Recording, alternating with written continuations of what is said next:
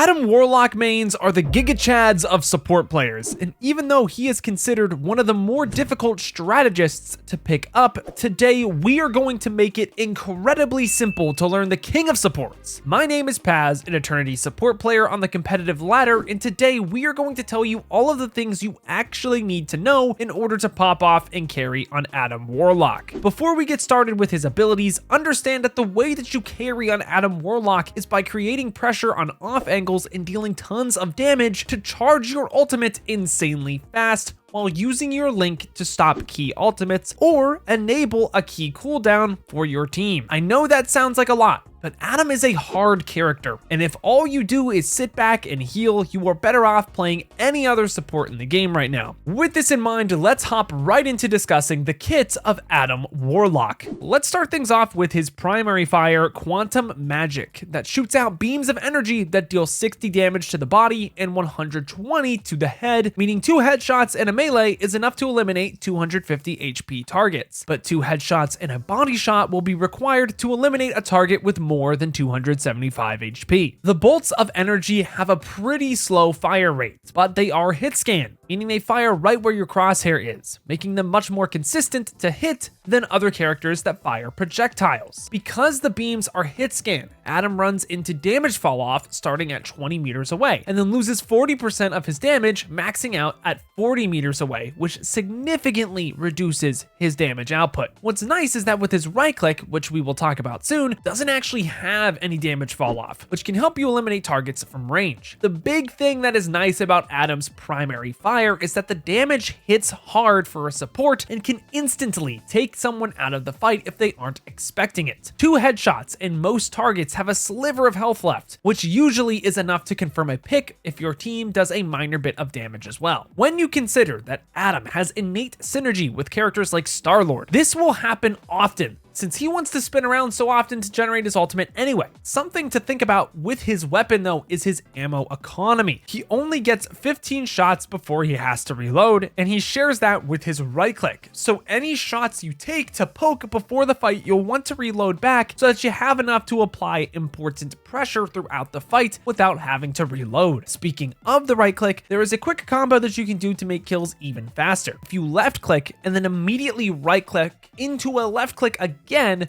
you'll be able to weave in a projectile shot in between your left clicks, amplifying your damage combo to 278 if you hit headshots with both of your primary fires. This is enough to eliminate 275 HP targets like Luna Snow, so if you get up close and personal and feel confident in your shot, pull this combo out and they are toast. If you do want to get better at aim with Adam Warlock, the type of aim that you're going to want to practice is static and dynamic clicking. This perfectly correlates to the type of aim you will constantly be doing on Adam. I will link a video down below if you want to learn more about this theory of aim, but let's move on to the right click we were just on about. Adam Warlock's alternate fire, the Cosmic Cluster, charges up his staff while being held down to release 5 projectiles at maximum charge that deal 38 damage per shot with no headshot multiplier, adding up to a total of 190 damage. This means hitting a 250 HP target with every projectile and then a body shot is enough to eliminate them without any damage fall off from the primary fire. At range, switch the body shot to a headshot and you have a one-shot combo. Keep in mind though that this means you hit every single projectile from the volley, which doesn't always happen from range. Because it is easy to eliminate targets though with an insanely fast time to kill, you should always be charging up your clusters as you turn corners for extra poke damage, swinging to the right around corners when you can. You won't always find picks, but you will find yourself having ult much more often and sometimes even pressuring out DPS or shields. You do want to be careful though that you aren't doing meaningless damage and giving the enemy supports free ult charge when you already have yours. Keep in mind that the right click fires projectiles while the left click fires a hit scan beam. So at longer ranges, you'll want to lead your shots a little bit in the direction that your targets are moving so that more pellets hit. You should try to fan out each individual pellet as well for more consistency, since the likelihood a target is going to just stand still out of nowhere while in motion is pretty low. The last neat thing about the right click is that even if you do start with, let's say, only 1 bullet, you can can still charge 5 pellets in the cluster, making your ammo economy go to essentially 19 shots if you optimize this correctly. This totals to about an extra 192 damage per reload if you were optimizing perfectly, which can make a big difference the longer the game goes on if you were to really optimize it. Now that we understand how Adam's damage works though, let's talk about what makes him a support to begin with, starting with his snap, as I like to call it. When Adam snaps, a beam is sent to whomever he hovers over that heals for a certain amount based on the situation. He gets 2 of them, but let's cover those situations first before we talk about the value of each heal, and bear with me, it's kind of confusing. When the beam is sent to someone, it will bounce 2 times off of the target to anyone that is in their vicinity, which is defined as a 20-meter radius around them. For context, this is what about 20 meters looks like. If there is no one around them, the heal will bounce off of them back to themselves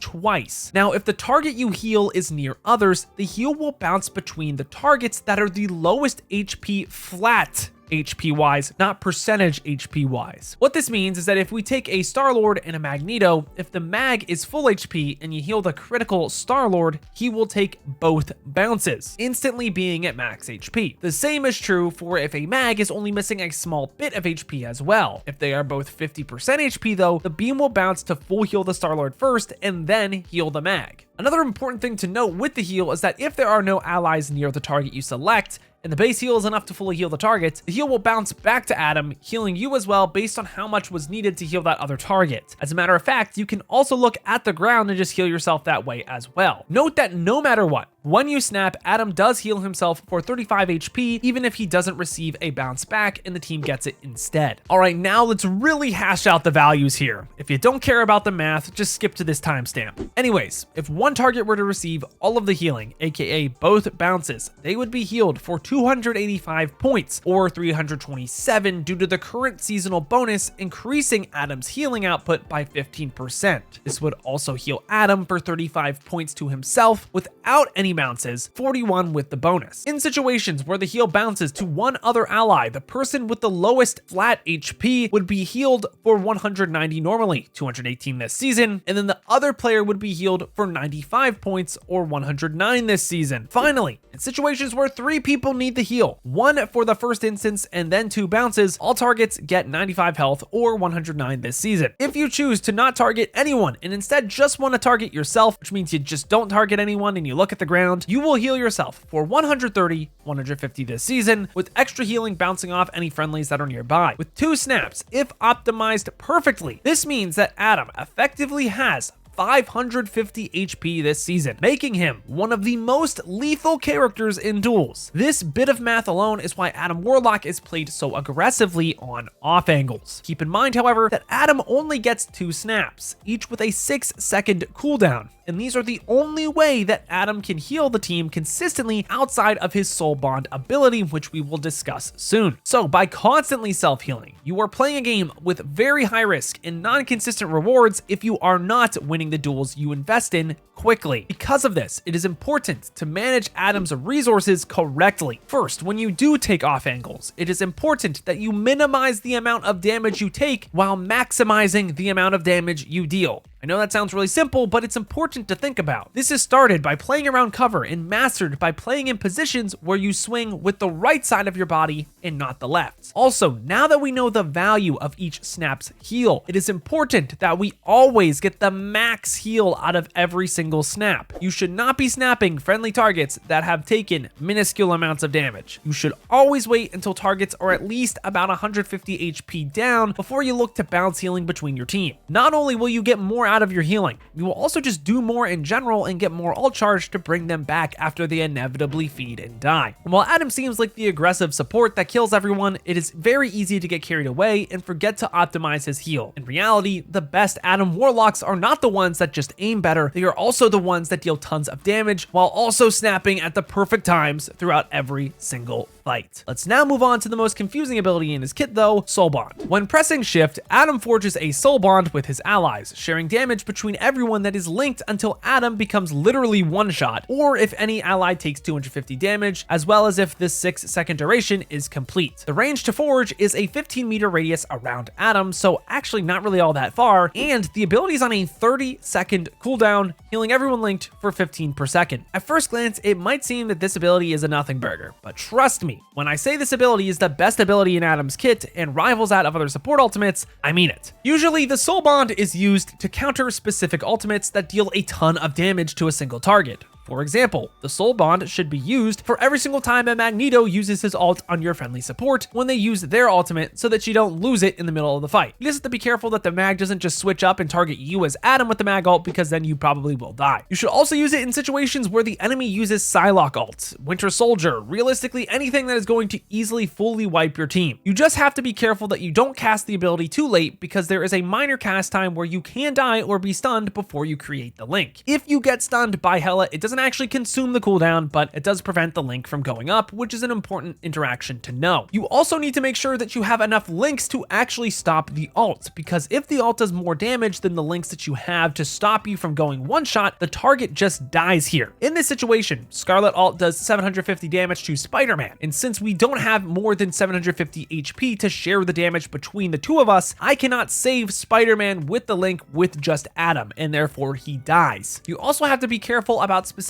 ults like Punishers that might save your tank, but since the bond will break at 1 HP for you on Adam, you will oftentimes die to the stray rockets that the ultimate shoots out as well. You just have to be careful and be ready to snap almost immediately after. The most common mistake players have with this ability is that they use it too early in the fight and they don't have it for later, or they just hold on to the cooldown forever and miss out on opportunities to win fights. While forging soul links when no ultimates are in play is not optimal, sometimes you have to make a play to win a fight. For example, if you are at a significant ultimate or resource disadvantage, like let's say they have a Luna ult and you don't, you can consider trying to swing the fight with the extra sustain that the link provides to either force out Luna's ult early or find a pick before she pulls the trigger on her ultimate. This is why it is so important that you are constantly thinking about what you have, what the enemies have, and where the fight is going to inform you how you can best use the link in every single fight. Something important to think about though when you're targeting your bonds is that because all that is needed is 250 damage to a single target until it breaks, you want to try to get as many squishies as possible on the bond while missing the tanks. This is because it is easier to deal more damage to larger hitboxes, and tanks already have enough HP anyways that they shouldn't really need the bond to begin with. Because you don't do a lot of healing on Adam, it is important that you use the soul bond even when pushing efficiently so that you can get more out of it and give yourself even more time to find picks so that your team doesn't just fall over. Some weird interactions with the soul bond is that if you are in spawn, the bond won't deal any damage to you and won't work for your teammates. The same goes for if you run away too far from your team. Eventually the forge will be broken off of you and there won't be a link, so you have to maintain in the 15-meter radius if you want to keep your team alive. In some cases though, you just can't keep your team alive, so you'll have to bring them back to life instead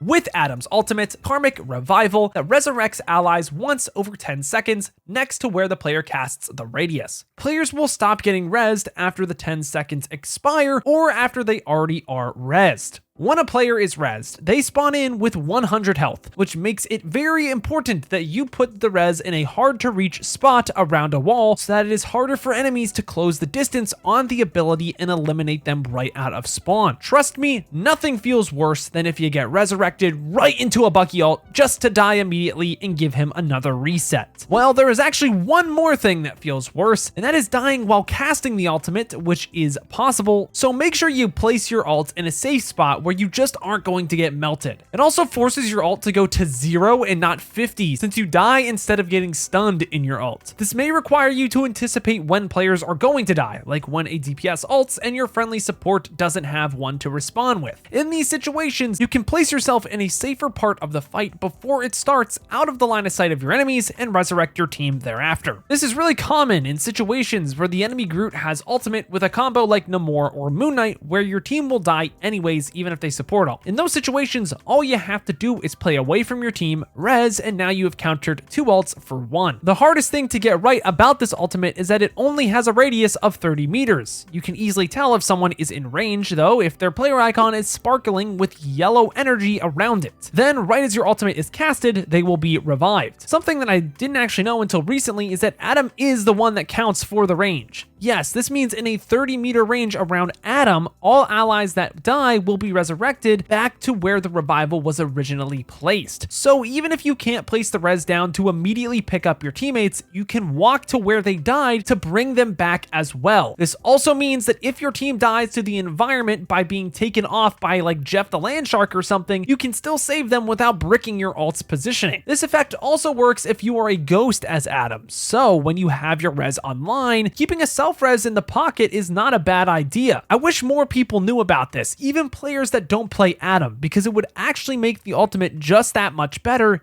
even though it is already pretty insane. It is important to note 3 things about this ultimate though. One is that it is the longest ultimate to charge in the game, at least currently, with a hefty price of 5,000 points, meaning you will have to do that much healing or damage combined to pick it up. Because of this, it is important that you are maximizing your healing like we were talking about earlier, as well as doing as much damage on off angles as possible. Secondly, because this ultimate is so strong, better teams at higher ranks are going to keep tabs on you having it, making you a priority target in fights with your ultimate online. Because of this, as you climb higher, it becomes increasingly important to keep yourself in a safe position away from the enemy and around cover, not just to stay alive, but also to make sure your res is in a good spot that won't just cause your teammates to die right away. Lastly, you do not only need to res your team when everyone dies. Sometimes getting just 1 or 2 with your res is enough to win you a team fight. For example, if the enemies invest in ult to eliminate a player that was super close to their ultimate, like Star-Lord or Luna Snow for example, bringing them back to life so that they can ult will oftentimes make the difference between a win and a loss in close games. Don't get in the habit of only looking for big reses. The res that matters is the res that wins you the game, not the one that looks cool in the kill feed. Charge your ult, put it down to bring your team back around cover, and stay alive throughout the fight to continue the ultimate's uptime. Alright, but before we move on to the next portion of this guide, let's talk about the passive that Adam has, Soul Perseverance, that allows him to res every 2 seconds when he dies. This might seem pretty insignificant, but it is actually really important to play around. First, when you have res online, it allows you to play on more aggressive angles that you usually wouldn't want to play on because it's too risky. This doesn't mean that you should go play incredibly risky all the time and feed when you have res, but it does let you push just an extra little bit more since you can get away with it. You'd be surprised how many more picks you'll find playing this way that you otherwise wouldn't be able to find if you just play normally. Be careful though, the enemies can see your ghost when you die and follow you if you decide to res yourself. This means that they could just camp your body and kill you right away after, taking your res away and resetting your respawn timer. Now you can use your ghost to distract the enemies and make them chase you to camp you just to respawn and spawn anyways, and that will actually still find a lot of value for you out of dying. It's kind of funny. So make sure that you are safe when you res, but also make sure that the fight is winnable too. If your team is dead, don't just res because you feel like it. Hold on to the res and wait for the right fight to use it on. Now that we know how to use res efficiently, let's talk about what counters Adam and who Adam likes to play alongside. Starting out with the counters to Adam, let's talk about the tanks, more specifically Venom, Captain America,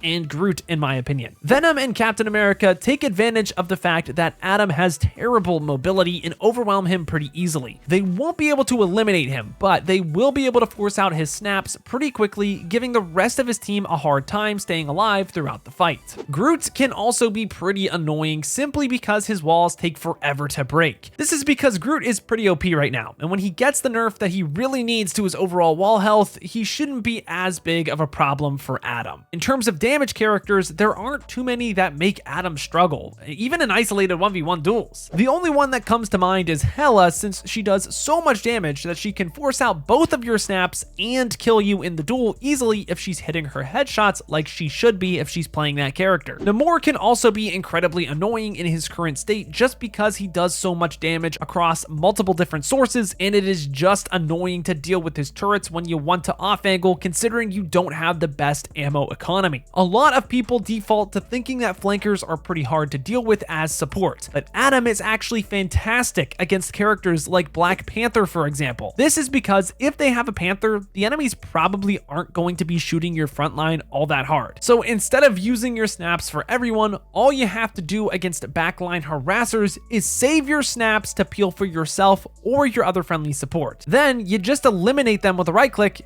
left click combo. Finally, for the support role, Adam Warlock will innately struggle against the common Luna Loki comp right now, since your team will always be at a 12-second immortality disadvantage, at least by default. While Loki makes it difficult in ultimate fights to win, Adam makes up for it by having a much better neutral contribution to fights before ultimates come online, since his damage is much more precise and has shorter windows, allowing for picks to be found easier than Loki that provides much more sustained damage over long periods of time that is also tied to his healing, making it harder for him to do as much damage as he may like. Pivoting away from the counters that go against Adam, let's talk about who Adam is really good with. Adam is innately good with Star-Lord and Mantis, considering that when they have the team up active, they all get the ability to resurrect themselves just like Adam every 2 minutes. This allows Star-Lord to get more aggressive, and the same goes for Mantis. In my opinion though, there are better supports to pair with Adam than Mantis, unless Mantis is being slotted into a triple support composition. As far as tanks go, Adam doesn't really have any preferences. Adam can be put into dive compositions where he takes an angle and deals incredible damage, but he can also play to poke forever from range too. He can also even function decently well in brawl compositions, especially alongside 2 other supports, but they aren't required. It just comes down to how hard your tanks are feeding in the game, which they probably will in ranked, unfortunately. Shifting our focus to DPS, Adam is great with most, but struggles with targets that are going to leave his effective range in ranked. In a more competitive environment, these players on characters like Black Panther and Magic will know this and always put themselves in good positions when they need more healing, but it is something to think about if you are new to the game and want to pick up Adam early on. Lastly, for support, there is no support better to pair with than Luna Snow. This is not because there is some innate synergy between them, she just has the best support ult in the game right now, clocking in at 12 seconds. Furthermore, Luna is great no matter what composition she is put in, where her counterparts like Invisible Woman, for example, needs to play front to back in stack, and that is the opposite of what Adam wants to do. Likewise, Adam likes to play on domination maps that are more of a square than other game modes that contain 3 lanes commonly that yield themselves to more front to back gameplay. Think of maps like Burn-In T'Challa versus maps like Midtown or the Dracula map Center Park. Burn-In T'Challa gives Adam a lot of different angles to choose from, where Midtown's off angles are just not solid enough to warrant playing Adam over a more front to back composition, at least currently. It is still possible to make it work, it's just not the best. Now that we understand Adam's kit, the people he likes and doesn't like to have in a game with him, and the maps that he slots into best, let's apply what we have learned across 3 different VODs. Alright, so for this first VOD review, it's actually of myself in 300 about an eternity,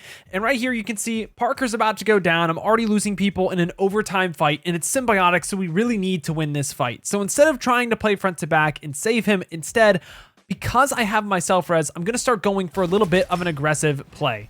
I start by just shooting some of the tanks, but then I slowly begin to realize this is not worth the time. Going to try to go into the backline while getting pressured by Venom and start getting some damage on the Luna. I do die here, but this is going to allow my team to find a pick as well here back and forth. And now I'm on this high ground where they really can't get to me. And now I'm just going to get free picks in the backline, even with heals on myself if they do try to pressure me. And these 2 picks are going to allow my team to then get back and win the game. A lot of what it comes down to in Adam Warlock is recognizing those situations where you can't play passive anymore and you just have to get aggressive because you have a get out of jail free card with your passive in the back pocket. This next VOD was from this past weekend's tournament match where we actually have Coach Mills on the Adam Warlock here due to these crazy bans and what we were all playing. It was absolutely nuts.